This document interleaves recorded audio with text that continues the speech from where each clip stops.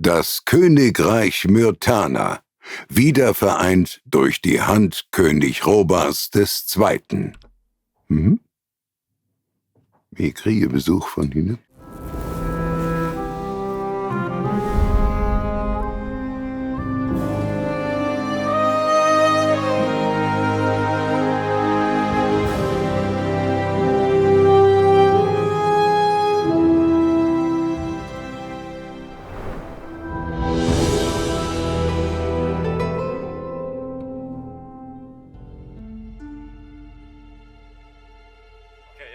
Saturas schickt mich.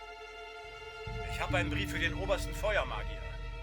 Ein Magier hat ihn mir gegeben, kurz bevor sie mich hier reingeworfen haben. Also ich habe da nicht viel drüber nachgedacht. Ich habe es einfach so rausgedingens und ich glaube, es funktioniert jetzt genauso für mich. Also, ist schon schön.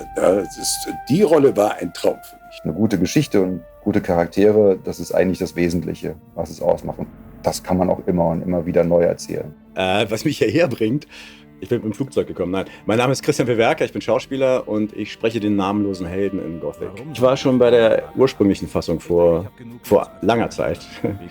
Habe ich den auch schon gesprochen. Nein, ich habe nicht gedacht, dass das nochmal rauskommt. Aber so circa vor einem Jahr hat mich Kai Rosenkranz mal angeschrieben, dass es das Remake geben wird und ob ich dann tendenziell mir vorstellen könnte, dabei zu sein. Und dann habe ich gesagt, ja klar. Hier, 10 Erz. Und du hilfst mir, wenn ich Ärger habe. Wunderbar.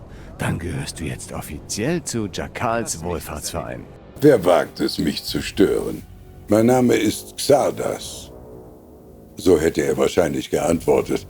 Mein Name ist in der Tat Bodo Henkel und ich habe die große Ehre, nach, ich glaube, 25 Jahren wieder Xardas sein zu dürfen im Remake. Ich bin Matthias Keller, ich spreche den Diego im Gothic Remake. Das ist jetzt das erste Mal, dass ich eine populäre Rolle ersetzen muss. Bis jetzt bin ich sehr glücklich, wie das, was ich bisher so von mir gegeben habe, angenommen wird von den Fans. Und anscheinend bin ich nicht so ganz auf dem falschen Weg. Und ich habe damals mir nicht viel Gedanken drüber gemacht und das war vielleicht auch das Richtige. Ich habe einfach direkt und sehr authentisch so gesprochen, wie er da steht. Ich habe nicht versucht, irgendeinen Charakter zu erzeugen oder da irgendwie irgendwas großartig zu gestalten. So. Ich habe einfach so das rausgeballert. So. Also wie gesagt, aus der Hüfte geschossen. Und das war für mich, scheint funktioniert zu haben.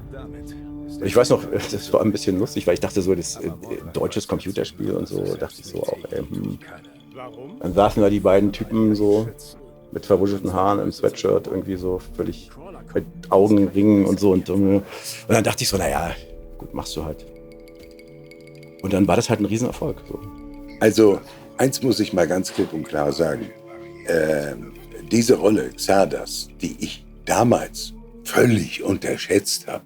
Ich bin in ein Studio gerufen worden und man hat mir gesagt, so, du bist der hier, so, ne, stell dich mal drauf ein, du bist so und so ein bisschen, so. Und dann habe ich versucht, dem einen Charakter zu geben. Ich hatte damals keine Ahnung und auch keine Vorstellung, welchen Hype dieses Spiel und vor allen Dingen auch diese Rolle dann auslöste. Nein.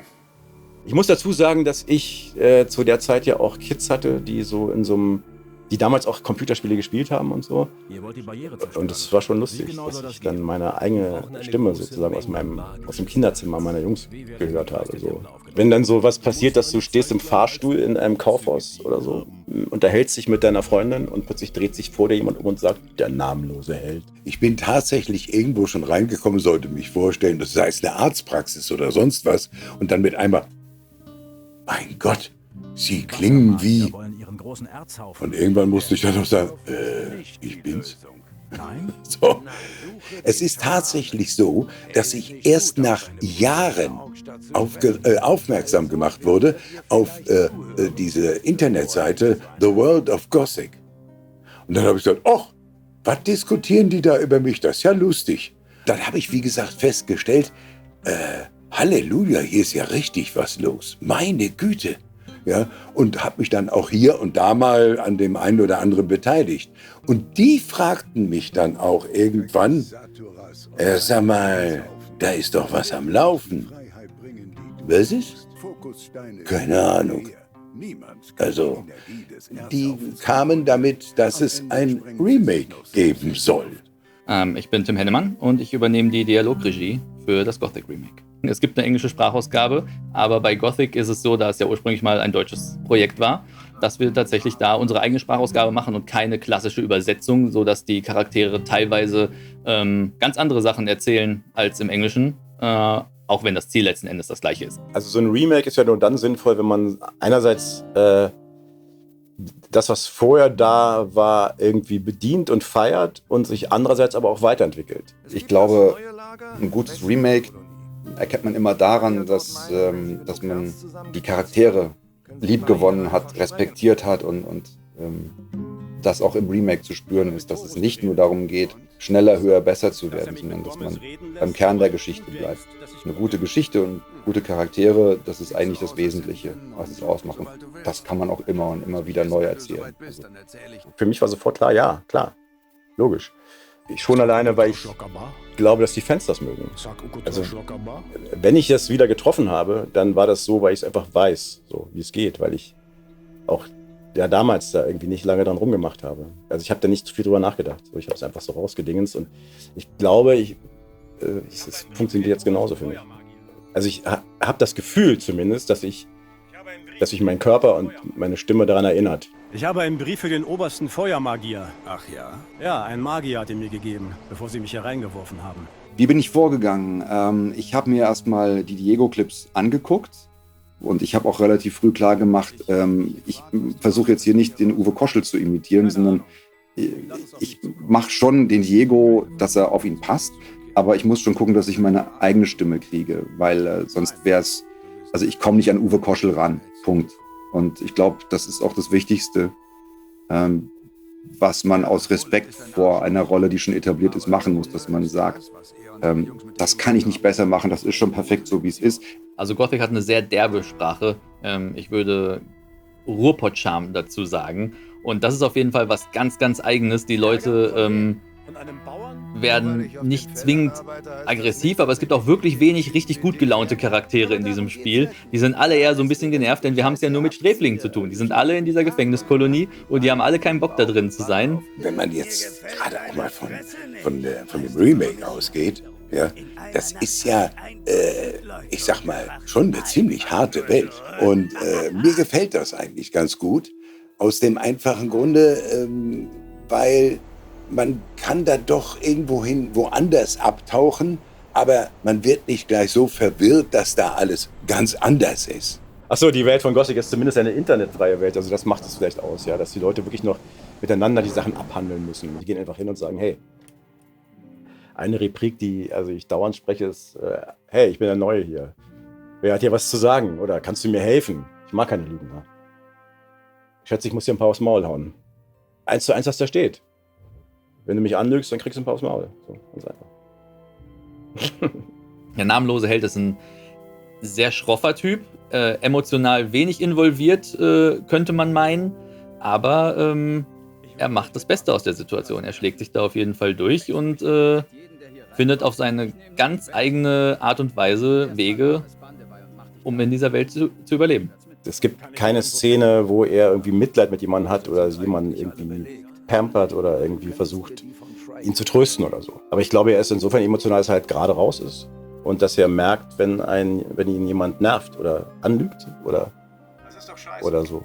Das ist ja auch eine gewisse Form von Emotionalität vielleicht, zu spüren, was andere Leute machen. Ja, wer ist Xardas? Xardas ist zunächst mal ein sehr hoher Magier.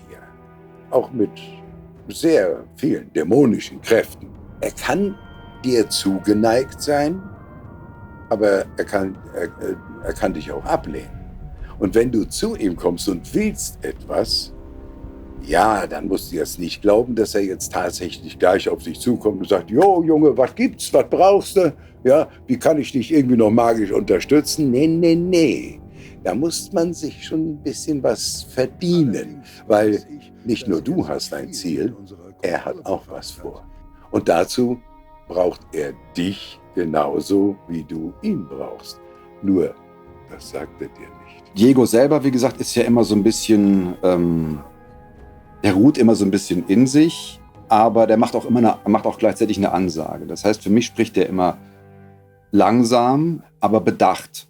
Und da schwingt auch immer eine Bedeutsamkeit mit und auch eine Souveränität, eine Autorität. Ich war schon ein bisschen nervös, aber ich wurde ziemlich gut gebrieft und vorbereitet von allen. Und ja, inzwischen habe ich ja schon die ersten Rückmeldungen, dass es wohl ganz, ganz gut gelaufen ist. Also ich bin immer sehr gerührt, wenn es dann Herzchen gibt oder so. Ich bin einfach da so rein, wie ich selber war, so. Oder wie ich selber bin. Direkt irgendwie ehrlich versuche ich zu sein zumindest. Und mein Herz auf der Zunge zu haben. So. Und ich meine, er ist ja so angelegt. Der heißt ja immerhin namenloser Held. Also, das heißt ein Held. Ja, vielleicht, ja. Also er setzt sich zumindest durch. Also er ist jemand, der, wenn du das Spiel richtig spielst, irgendwie seinen Weg auch dann durchzieht. Also, vielleicht ist das ja schon Held oder heldenhaft, wenn man das, was man sich vornimmt, irgendwie erreicht. Muss ja nichts Großartiges sein. Also mal ganz ehrlich, nach tatsächlich 25 Jahren wieder im Studio zu sitzen mit der gleichen Rolle. Das ist einfach, das ist ein Traum, ist das. Ey Leute, das ist schon gnadenlos, ja. Also, wenn wir aber jetzt gerade so dabei sind, sag mal, es gibt ja auch noch Gothic 2 und 3.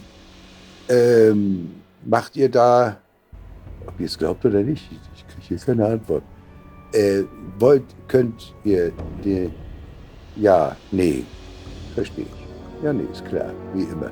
Wie Sie hören, hören Sie nichts.